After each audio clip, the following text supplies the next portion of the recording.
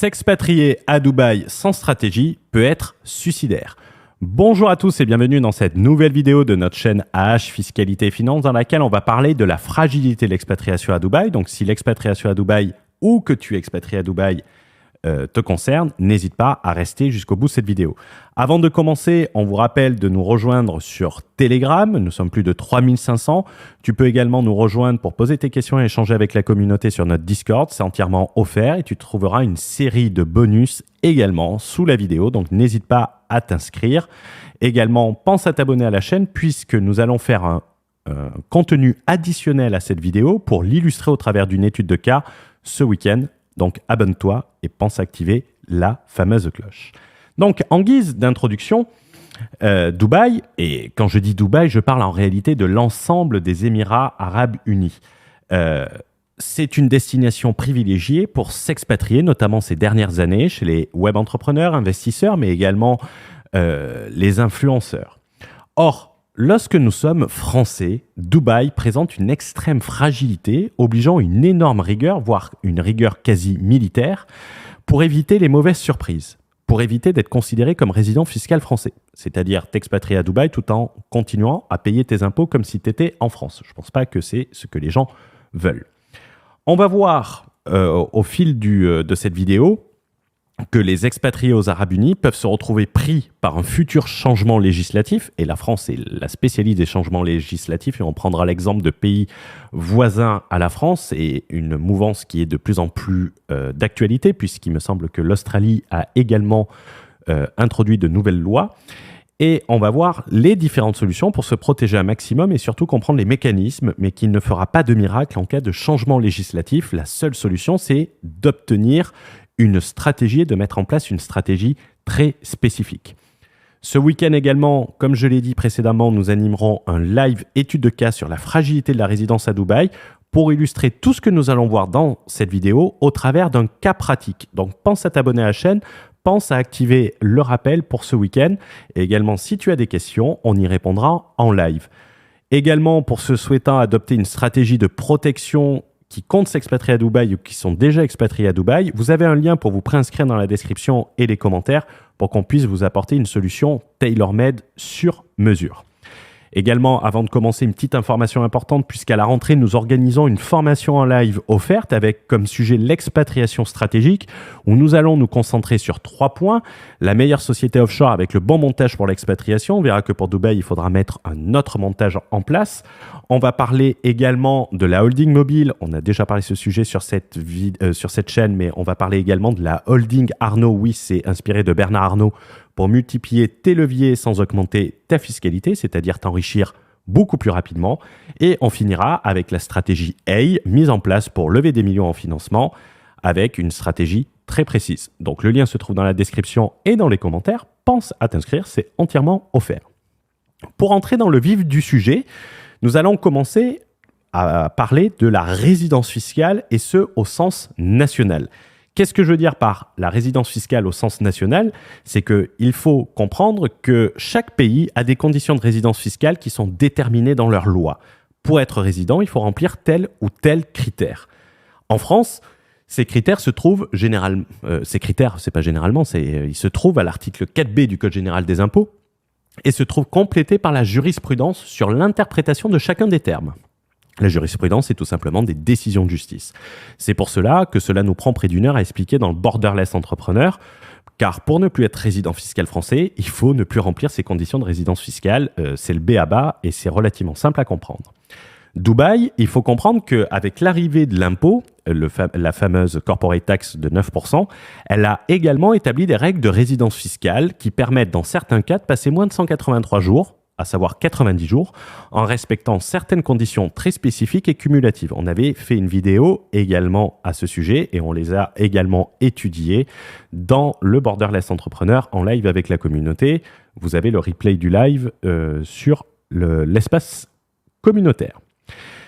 Avant, il fallait savoir que pour être résident fiscal à Dubaï, il fallait passer absolument 180 jours, et c'était vérifié par les entrées et les sorties de Dubaï aux frontières, et fournir une série de documents pour obtenir chaque année un certificat de résidence fiscale, un TRC, Tax Residency Certificate, et tu devais le demander chaque année. Aujourd'hui, c'est beaucoup plus aisé, ça ouvre beaucoup plus de possibilités et c'est surtout beaucoup plus clair. Donc pour entrer dans le vif du sujet et dans l'étude de cas, pour faire simple, pour être résident fiscal à Dubaï sans te poser de problème, tu es là en tant qu'entrepreneur, tu as d'un côté les conditions de résidence fiscale française et de l'autre côté les conditions de résidence fiscale dubaïote, émirati. Tu dois faire en sorte de ne plus remplir les conditions de résidence fiscale française et de remplir les conditions de résidence fiscale émirati. Il faut comprendre que pour ne plus remplir les conditions de résidence fiscale française, ce n'est pas seulement partir 180 jours à l'étranger ou ne plus rentrer en France. Pour ne plus être résident fiscal français, il faut pouvoir opposer une résidence fiscale à l'étranger, transférer son domicile fiscal à l'étranger et pour le transférer, il faut donc avoir une nouvelle adresse, des nouveaux numéros d'identifiants fiscaux et également avoir une base fiscale. Je parle de ça notamment pour les perpetual travelers, mais on en avait parlé sur la chaîne. Dans ce cas-là, très simple, nous sommes sur une situation excessivement simple. Il n'y a aucune question. Tu es bien résident fiscal à Dubaï. Pour être dans cette situation quasi certaine, parce que la certitude n'existe pas, mais à 98%, on part du principe que tu passes 0 jour en France, que tu n'as aucun intérêt en France. Et quand je dis aucun intérêt en France, ça peut être des intérêts immobiliers, ça peut être des voyages réguliers, ça peut être des comptes bancaires en France, ça peut être des lignes de téléphone en France, ça peut être également une clientèle majoritairement française lorsque tu utilises certaines sociétés, notamment les LLP et LLC américaines. Et je sais qu'il y a beaucoup de gens qui sont expatriés à Dubaï avec des LLC et LLP américaines. Si tes clients sont français ou majoritairement français, c'est gênant. Cela, c'est la situation actuelle et ne couvre pas le fameux changement législatif que j'ai évoqué dans l'introduction. Il faut savoir que la France peut faire évoluer ses conditions de résidence fiscale et nous le verrons plus loin dans la vidéo. Certains pays font évoluer leurs conditions de résidence fiscale. Par exemple, le Panama a récemment modifié ses conditions de résidence fiscale en mettant des conditions complémentaires, c'est-à-dire qu'il faut remplir un premier critère et un second critère sur le modèle du Costa Rica. En parlant maintenant d'une autre notion qui va être la notion de conflit de résidence fiscale. Alors, qu'est-ce que cela veut dire, la notion de conflit de résidence fiscale? Le conflit de résidence fiscale se produit tout simplement quand tu remplis les conditions de résidence fiscale dans 2 pays. C'est-à-dire que tu es résident fiscal français au sens de la législation interne française et tu es également résident fiscal émirati au sens de la législation interne émirati. Je vais essayer de t'illustrer ici avec 2 exemples, dont un à Dubaï, pour vraiment comprendre et voir la différence de cette notion de fragilité. Pourquoi je dis que Dubaï est excessivement fragile? Dans le cas numéro 1, on va prendre le cas d'un résident estonien. Pourquoi l'Estonie? Parce que c'est un pays que je déteste particulièrement et je ne veux pas être taxé de mettre l'un contre l'autre. C'est vraiment un exemple simple et un pays pris au hasard. Dans le cas 1, on a un entrepreneur expatrié en Estonie avec de nombreux investissements immobiliers en France. Dans le live de ce week-end, on prendra quelque chose de bien plus soft pour te l'illustrer également. Et dans le cas numéro 2, ça sera exactement le même cas, sauf qu'au lieu d'être expatrié en Estonie, il est tout simplement expatrié à Dubaï. Donc, si on se concentre sur la situation de Dubaï, on a toujours notre entrepreneur et lorsqu'on regarde les conditions de résidence fiscale française, il est rempli et il remplit également les conditions de résidence fiscale émirati. Pourquoi il remplit ces conditions de résidence fiscale française et émirati ? Tout simplement parce qu'il a une stratégie d'investissement immobilière pouvant déclencher la résidence fiscale française au titre de ce qu'on appelle les centres des intérêts économiques. Et de l'autre côté, l'entrepreneur passe plus de 180 jours à Dubaï et remplit donc également les conditions pour être résident fiscal à Dubaï. Dans ce cas-là, il est bien résident fiscal à la fois en France et également à Dubaï. Et on va voir ensuite comment cela se traite. Dans le cas où il serait expatrié en Estonie, même si j'ai inversé, l'exemple numéro 1 aurait dû être l'Estonie. Nous avons toujours cet entrepreneur, il est bien résident fiscal français et il est bien résident fiscal estonien. Pourquoi il est résident fiscal français? C'est la même raison, puisqu'il a une stratégie d'investissement immobilier pouvant déclencher la résidence fiscale française au titre du centre des intérêts économiques. Et il a la résidence fiscale estonienne, car on peut dire qu'il passe plus de 180 jours en Estonie, et remplit donc les conditions pour être résident fiscal en Estonie, même si ce n'est pas nécessaire de passer forcément 180 jours en Estonie. On peut remplir d'autres critères qui ne nécessitent pas forcément une durée de 6 mois sur le territoire. Donc, dans les deux cas, c'est exactement pareil. Qu'est-ce qui se passe? C'est qu'on a une double résidence fiscale. On est résident fiscal dans 2 pays, donc on doit payer l'impôt dans 2 pays, ce qui n'est pas trop gênant à Dubaï quand tu n'as pas d'impôt. Lorsque tu as 2 pays qui te considèrent résident fiscal, c'est une situation de double imposition, puisque tu dois payer l'impôt dans les 2 pays. Et c'est là que les conventions, les fameuses conventions internationales, rentrent en jeu. D'ailleurs, comment elles s'appellent? On parle de convention de non-double imposition. On ne parle pas de convention de double exonération. On parle de convention de non-double imposition. Ça veut dire qu'on veut éviter que le même revenu soit taxé 2 fois. Ces conventions internationales entre 2 pays ont une valeur juridique supérieure aux lois nationales. Je sais, c'est baratinant, mais c'est nécessaire. C'est d'ailleurs inscrit dans la Constitution française à son article 55. Les traités ou accords régulièrement ratifiés ont une autorité supérieure à celle des lois. Donc, pour faire simple, parce qu'on aime la simplicité, grosso modo, si la France te considère de résident fiscal et qu'au sens de la convention fiscale, tu es considéré comme non-résident, alors la loi française, elle se couche, capoute la loi française. C'est ce qu'on appelle le principe de primauté des traités internationaux. Et c'est à ce niveau-là que nous blindons notre résidence fiscale pour la sécuriser, tout en faisant en sorte de bien remplir les conditions de résidence fiscale du pays accueillant tout au long de l'année. Pour ceux qui sont sur le borderless entrepreneur ou qui le rejoindront, c'est les techniques et les études de cas que nous voyons dans la partie conflit de résidence. Ça nous prend plus de 5 heures à bien détailler et à bien expliquer comment on sécurise. Donc, on va maintenant partir du principe que les mêmes techniques sont appliquées dans la résolution de cas, comme on l'a dit, entre l'Estonie et Dubaï. Donc, si il est estonien, qu'il est considéré de résident fiscal estonien et également de résident fiscal français, qu'est-ce qui va se passer? Si la convention fiscale détermine qu'il est résident fiscal estonien, l'entrepreneur va être définitivement résident fiscal estonien. Aussi simplement que ça, si sa résidence est bien blindée, donc même s'il a de l'immobilier en France, même s'il a des comptes bancaires en France, si le conflit de résidence tend vers l'Estonie, il sera résident fiscal estonien et la France ne pourra rien dire.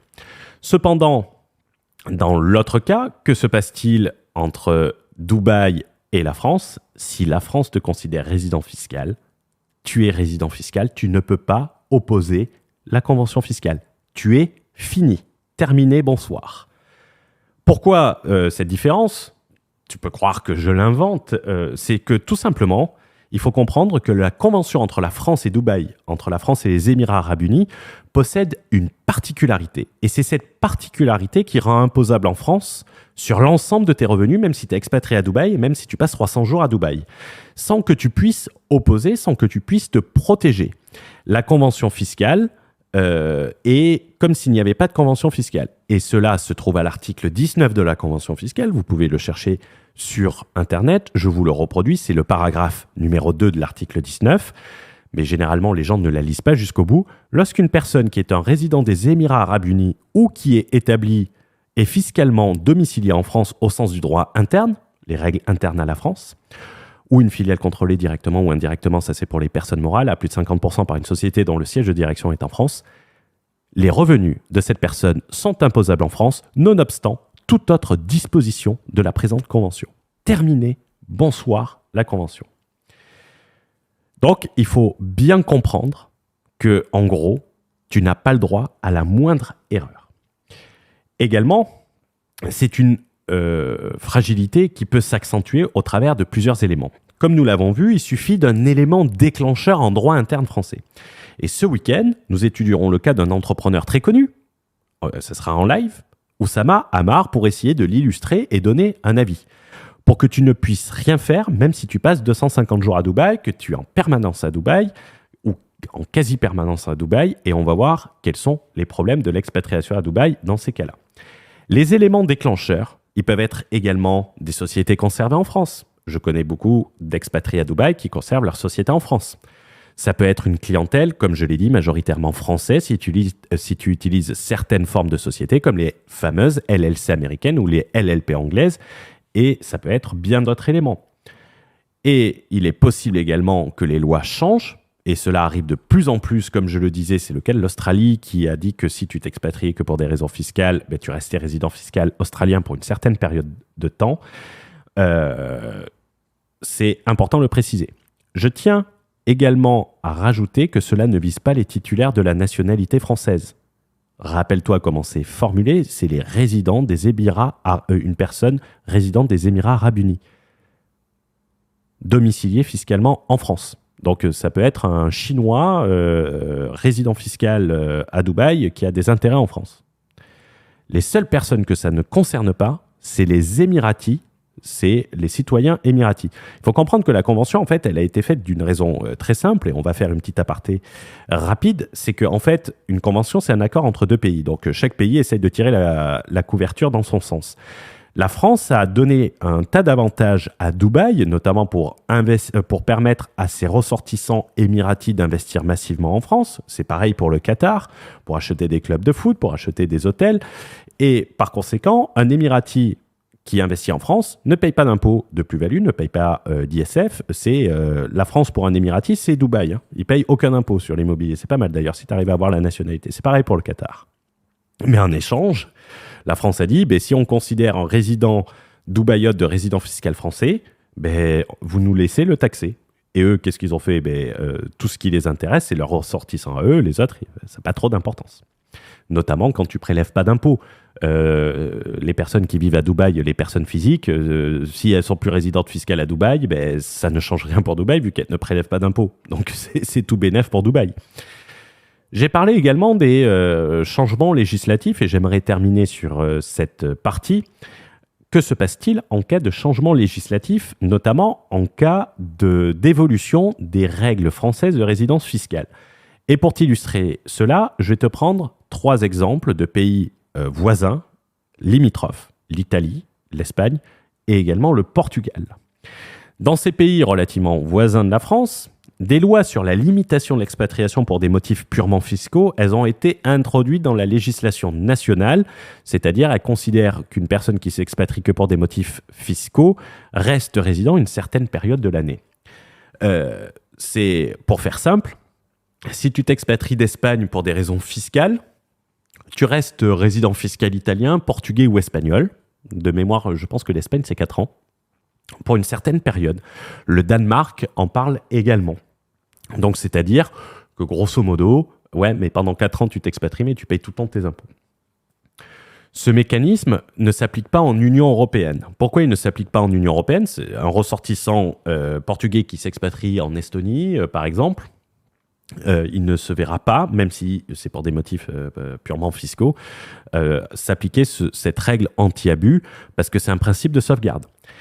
Ce principe peut être également neutralisé par les conventions fiscales, car comme on l'a vu, la convention fiscale, les accords internationaux sont d'une puissance supérieure, pour faire simple, aux lois nationales. Si demain, la France décide d'introduire dans la définition de la résidence fiscale, qui a changé la dernière fois, et je tiens à le préciser, ça a été suffisamment récent, c'était lors de l'affaire Carlos Ghosn, quand on a découvert que le PDG de Renault, d'un fleuron du CAC 40, était expatrié aux Pays-Bas, la France a modifié ses conditions de résidence fiscale française pour y incorporer les PDG de groupes faisant plus de 250 millions d'euros de chiffre d'affaires. Si tu regardes le 4B, tu verras cette notion. Ça a été introduit en 2016-2017 suite à l'affaire Carlos Ghosn. Tu ne pourras plus t'expatrier à Dubaï comme aujourd'hui. Pourquoi? Parce que en réalité, tu pourras le faire, mais tu continueras à payer tes impôts comme si tu étais en France. Sauf si bien évidemment, tu mets des stratégies en place et des stratégies très particulières qu'on ne va pas évoquer forcément ici et que je veux évoquer uniquement en one-to-one. Donc, plus besoin de déclencheur, plus besoin de déclencher un critère, comme on l'a vu avec l'immobilier, comme on va le voir également avec le cas pratique de ce week-end. Cela sera automatique comme les antibiotiques. Il n'est de si bonne compagnie qui ne se quitte, donc il va être temps pour moi de conclure sur cette vidéo en espérant qu'elle t'aura apporté de la valeur. Retiens qu'une expatriation, elle doit être stratégique. Elle doit être d'autant plus stratégique à Dubaï. Ce n'est pas parce que tu vis à Dubaï et que tu es résident à Dubaï que tu n'as pas besoin de faire attention et que tu peux pas avoir de mauvaises surprises. Et quand je te parle de mauvaise surprise, quand la mauvaise surprise arrive, ce n'est pas à ce moment-là que tu mets une stratégie en place. Il faut la mettre bien en avant pour te mettre plus de liberté, pour te permettre une plus grande sécurité et une plus grande tranquillité. Le risque, il est clairement important. Cela a déjà été fait. J'ai eu des échos comme quoi les services fiscaux sont très au fait de cet article 19 de la Convention fiscale et que ça a déjà été utilisé, notamment pour des personnes qui s'étaient expatriées à Dubaï et qui avaient gardé un patrimoine en France. Il ne fait nul doute qu'il va être réutilisé maintes et maintes fois. Et même si tu n'es pas encore expatrié à Dubaï, tu peux avoir un intérêt à renforcer ta résidence fiscale dans un autre pays, comme je l'ai vu, comme on l'a expliqué pour l'Estonie, car le blindage de résidence fiscale, ça va t'offrir liberté, ça va t'offrir stabilité et ça va t'éviter les mauvaises surprises. On prendra des exemples dans la formation offerte en live à la rentrée. Donc pense à t'inscrire également et tu vas voir, c'est pas forcément excessivement difficile et c'est très facile à mettre en place. Pour ceux qui sont à Dubaï, vous avez un lien sous la vidéo et nous regarderons comment on va pouvoir contourner, sécuriser votre résidence fiscale au niveau individuel, en individuel, c'est-à-dire en one-to-one, pas en public, et quelles solutions vous pouvez mettre en place qui vous permettra de bénéficier de tous les avantages de Dubaï, mais qui vous permettra également de bénéficier de plein d'autres avantages. Une stratégie ne doit pas alourdir le process, il doit augmenter vos possibilités. Je vous souhaite une bonne journée, je vous souhaite une bonne soirée, et on se retrouve en live ce week-end avec le cas de Oussama Ammar, pour voir s'il est résident fiscal dubaïote ou français. Je vous souhaite une bonne journée, une bonne soirée. Ciao, ciao.